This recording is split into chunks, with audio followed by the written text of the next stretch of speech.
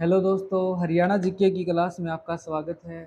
आज हम हरियाणा जीके शुरू करने जा रहे हैं और हम हरियाणा के बारे में बेसिक जानते हैं कि हरियाणा राज्य कब बना था। कब बना था? 1 नवंबर 1966 को हरियाणा राज्य बना था। और कब? मंगलवार का दिन था। उस दिन कौन सा दिन था? मंगलवार। तो हमारा टॉपिक आज का है हरियाणा के हरियाणा में लड़े गए ऐतिहासिक युद्ध। क्या है टॉपिक? हरियाणा में लड़े गए ऐतिहासिक युद्ध।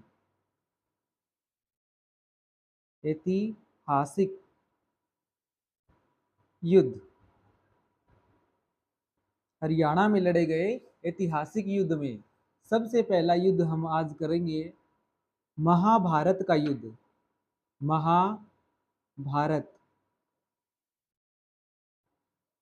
महाभारत कब?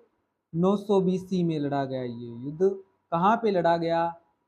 कुरुक्षेत्र में लड़ा गया। कहाँ पे? कुरुक्षेत्र में लड़ा गया। किसके बीच लड़ा गया? किसके बीच? कौरव और पांडवों के बीच। किसके बीच? कौरव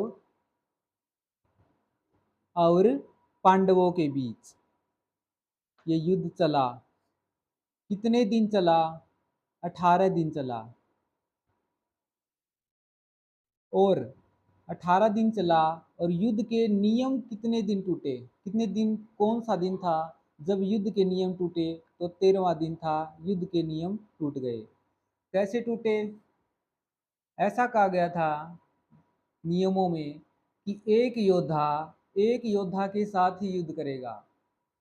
तो इन्होंने क्या किया? अभिमन्यु को क्या किया भाई? 13वें दिन अभिमन्यु को चक्रव्यूह में फंसाया और कौरवों ने इसको क्या कर दिया? मार दिया। कौन से दिन? 13वें दिन। तो 13वें दिन इस युद्ध के नियम टूट गए थे। अभिमन्यु जो है, इसकी पत्नी का नाम क्या है?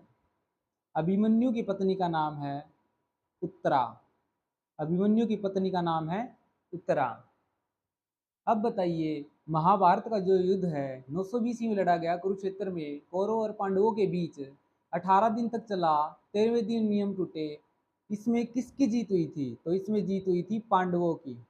इसमें किसकी जीत हुई थी? पांडवों की। और इस युद्ध को धर्म युद्ध के नाम से जाना जाता है। किस युद्ध के नाम से? धर्म युद्ध।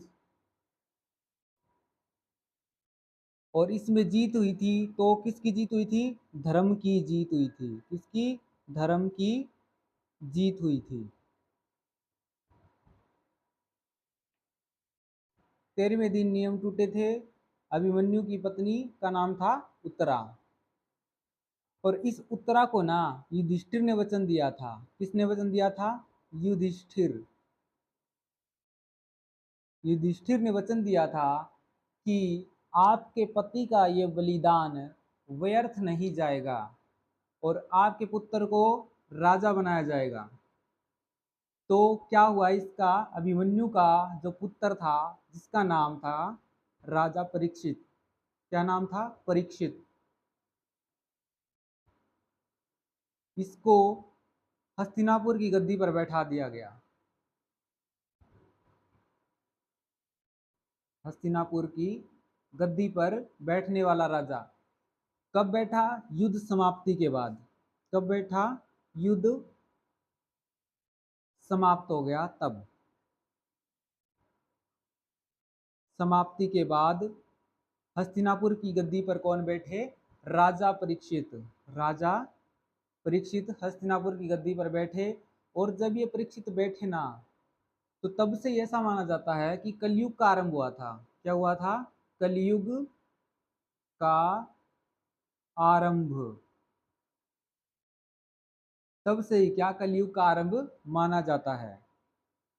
और ऐसा भी माना जाता है कि ये युद्ध जो था, ये द्वापर और कलयुग, द्वापर और कलयुग के बीच की कड़ी है। क्या है? बीच की कड़ी। इस युद्ध को द्वापर और कलयुग के बीच की कड़ी भी माना जाता है। महाभारत का युद्ध 900 BC में लड़ा गया कुरुक्षेत्र में कौरव और पांडवों के बीच। पांडवों की इसमें जीत हो जाती है। ये युद्ध 18 दिनों तक चलता है। युद्ध के नियम टूटते हैं 13वें दिन अभिमन्यु को मारकर। किसके द्वारा? कौरवों के द्वारा मार दिया गया भाई। अभिमन्यु की पत्नी का नाम उत्तरा है और उत्तरा को वचन दिया था, किसने? युधिष्ठिर ने वचन दिया था कि अभिमन्यु जो है इनका बलिदान व्यर्थ नहीं जाएगा और आपके जो पुत्र होगा उसको राजा बना दिया जाएगा। फिर युद्ध समाप्ति के बाद परीक्षित को हस्तिनापुर की गद्दी पर राजा बनाकर बैठा दिया गया। फिर इसके बाद से ही माना जाता है कि कलयुग का आरंभ हुआ था और इस महाभारत के युद्ध को द्वापर और कलयुग के बीच की कड़ी माना जाता है। और इसमें जीत किसकी हुई थी? धर्म की जीत हुई थी। तो आपको वीडियो कैसी लगी? हमारे चैनल को सब्सक्राइब करें, शेयर करें, कमेंट करें और बताएं कि हमारी इस वीडियो में क्या गलतियां हैं, क्या कमियां हैं, उनको उजागर करें ताकि आगे हम उनका सुधार कर सके। धन्यवाद।